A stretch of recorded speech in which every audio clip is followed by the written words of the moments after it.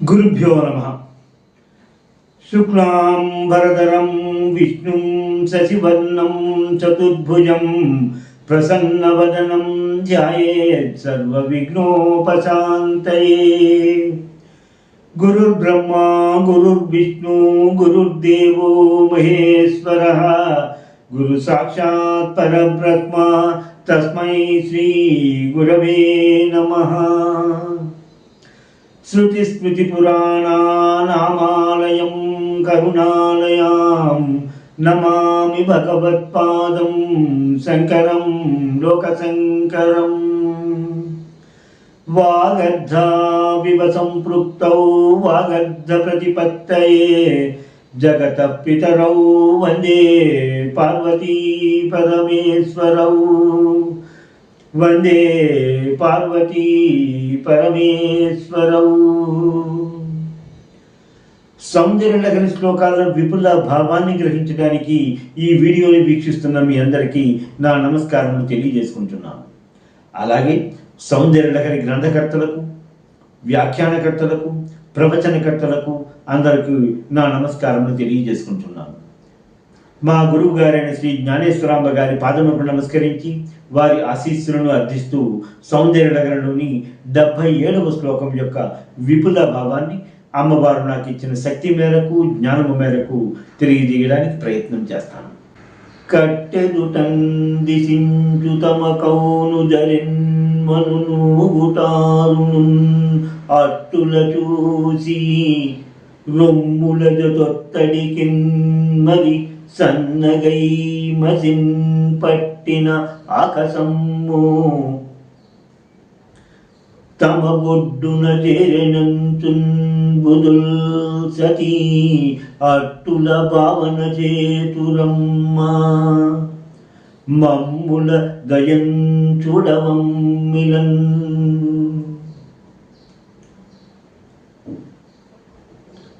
77వ శ్లోకం యొక్క తెలుగు అనువాద పద్యాన్ని ఇప్పుడు మనము పరిశీలించాము. అంతేకాకుండా ఆ సతీదేవి మనల్ని నిత్యము రక్షగా నిలబడి ఉండాలి, రక్షణ చేస్తూ ఉండాలి అనేటువంటి ప్రార్థనతో ఈనాటి కార్యక్రమాన్ని మనము ప్రారంభించుకుంటున్నాము. సౌందర్యలహరిలోని 77వ శ్లోకము ఈ విధంగా ఉంటుంది.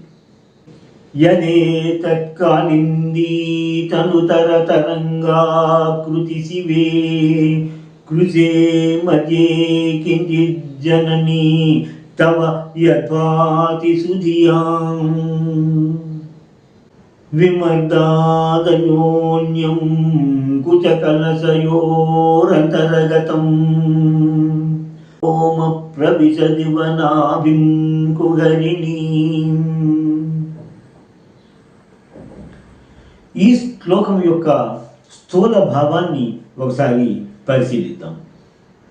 అమ్మా శివే, పార్వతీదేవి, కళ్ళకు ఎదురుగుండా కనిపించేటువంటి నీ సన్నటి నడుము మధ్యన నల్లగా సన్నగా యమునా నది తరంగముల వలె ఉన్నటువంటి వాటిని రోమావల్ని చూసి బుధులు ఆకాశము తమ స్తనముల మధ్య రాపిడికి నల్లగా అయి సన్నగా అయి అది జారుతూ కిందని బొడ్డులోనికి ప్రవేశించినది అని భావిస్తారు. సౌందర్యలహరిలో అమ్మవారి యొక్క నాభిని గురించి లేక నూగాను గురించి వర్ణిస్తూ చేసిన 3 శ్లోకాలలో ఇది 2వ శ్లోకం. గత శ్లోకములో మన్మధుడు ఒక సరస్సులాగా ఉండేటువంటి నాభిలో దూకి మండుతున్నది దూకుతున్న వలనటువంటి వాయువులు లేక ఆవిరులు మీదకి వచ్చి అవి రోమావళిగా కనిపించేయి అన్న విధంగా శంకర భగవత్పాదులు అక్కడ ఆ శ్లోకాన్ని చేసి ఇప్పుడు మీద నుండి కిందకి వస్తున్నట్టుగా ఆకాశం స్తనముల మధ్య నలిగి అది క్రిందకి దిగి అక్కడ రోమావళిగా కనిపిస్తున్నది అని భావన చేశారు. తన మొదటి 2 పాదాలలోనూ యదేతత్కాలిందీ తనుతర తరంగాకృతి శివే కృషే మధ్యే కించిజ్జనని తవ యద్భాతి సుధియాం.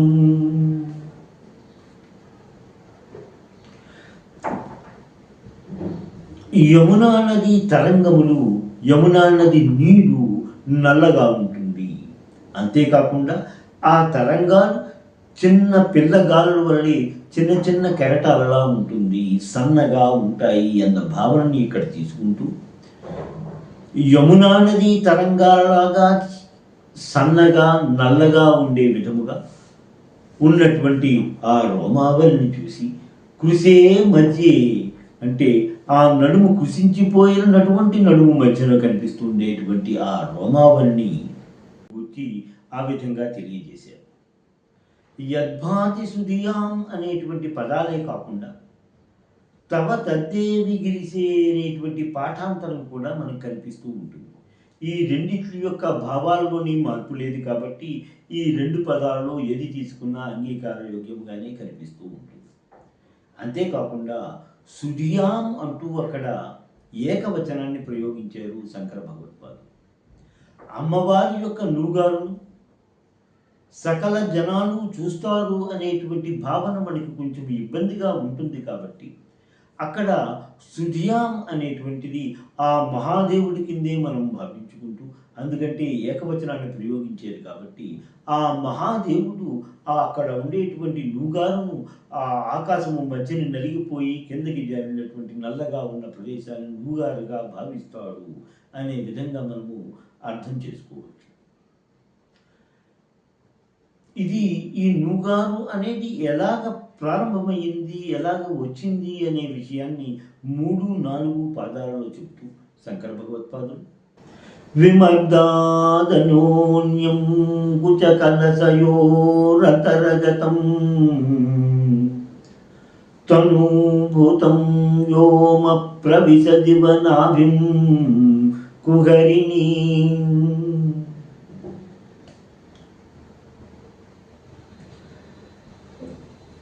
స్తనముల మధ్య ఉన్నటువంటి ఆకాశము ఆ స్తనముల రాపిడికి ఒత్తిడికి సన్నగా అయిపోయి నల్లగా అయి అది క్రిందకి జారి నాభి అనేటువంటి పెద్ద బిలములోనికి ప్రవేశించినట్టుగా సుధియాం జ్ఞానవంతులు అభిప్రాయపడతారు, అలా విధముగా భావిస్తారు అన్న విధముగా ఈ శ్లోకాన్ని రచించారు శంకర భగవత్పాదులు.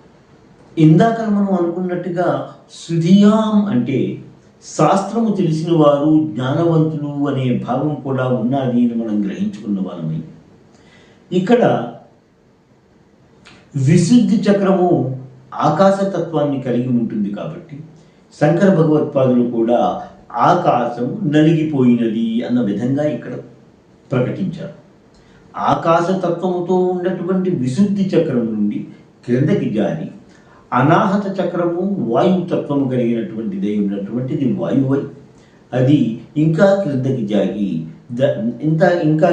జారి మణిపూర చక్రంలోని జలతత్వమును కూడా బోధిస్తూ దాన్ని కూడా సంబోధిస్తున్నట్టుగా మనకు కనిపిస్తూ ఉంటుంది.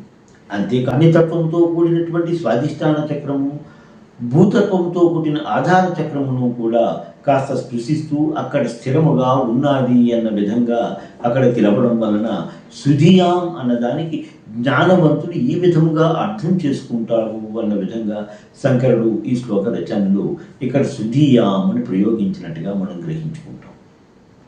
అంటే సృష్టి క్రమాన్ని ఆకాశము, వాయువు, జలము, అగ్ని, భూమి ఈ విధముగా సృష్టి క్రమాన్ని వర్ణిస్తూ కూడా శంకరుడు ఈ శ్లోకాన్ని చేశారు. గత శ్లోకంలో మనం ఇందాకలో చెప్పుకున్నట్టుగానే క్రింద నుండి మీదకి వాయువులు నాభి నుండి మీదకి వస్తున్నాయి అన్న విధంగా తెలియజేశారు. ఇది సృష్టి క్రమానికి విరుద్ధంగా కనిపిస్తూ ఉంటుంది. అంటే 76వ శ్లోకము బ్రహ్మచర్యానికి సంకేతాత్మకముగాను, 77వ శ్లోకము గృహస్థాశ్రమానికి సంకేతముగాను చెప్పినట్టుగా మనము గ్రహించుకుంటూ ఉంటాం. లక్కను కరిగించి దాన్ని కొంచెం అలాగ కదుపుకుంటూ నెమ్మదిగా వస్తూ ఉంటే అది ఎంత దూరం అయితే కదులుతూ ఉంటుందో లక్క కూడా అలాగ కదులుతూ వచ్చి ఆ ప్రాంతాన్ని అంతటి కూడా ఈ ఎర్రని గీతగా మారుస్తూ ఉంటుంది. దీన్ని జటులత న్యాయము అంటారు. అలాగే ఇక్కడ సన్నగా నల్లగా అయినటువంటి ఆకాశం మీద నుండి జారి మీద నుండి బొడ్డు దాకా కూడా నల్లగా చేసింది అన్న భావనతో శంకరుడు చెప్పినట్టుగా మనం గ్రహించుకుంటూ ఉంటాం. లలితా సహస్రనామాలలో నాభ్యాలవాన రోమలతా ఫలకుచద్వయ అనేటువంటి నామాన్ని ఈ శ్లోక భావానికి మనము అన్వయించుకోవచ్చు. ఈ శ్లోకములకు యంత్రముగా ఈ ఎర్ర తామరి పువ్వులను భస్మముగా మార్చి దానిని శ్రేష్టమైన ఆవు నెయ్యితో కలిపి ఆ భస్మమును ముద్దగా చేసి దానితో అధోముఖ త్రికోణములను కోణముల బయట 3 త్రిశూలములను లిఖించుకొని త్రికోణము మధ్యలో క్లీం అనే బీజాక్షరమును లిఖించుకొని ఆ యంత్రమును 10 దినములు పూజ చేస్తూ ప్రతిదినము నైవేద్యముగా అరటిపండు తేనె సమర్పించుకుంటూ అలాగ చేసిన సాధకునికి సకల జన వశ్యత లభిస్తుంది అన్నది గ్రంథాలలో కనిపిస్తూ ఉంటుంది. 77వ శ్లోకం యొక్క విపుల భావము పూర్తి అయినది. శ్రీమాత్రే నమః. స్వస్తి. ఎంతో అధ్యయనం చేసి మీకు అందిస్తున్న ఈ వీడియోలను ఆదరిస్తారని భావిస్తున్నాము. మా ఈ ఛానల్ని సబ్స్క్రైబ్ చేసి ఈ వీడియోలని లైక్ చేయండి ప్లీజ్.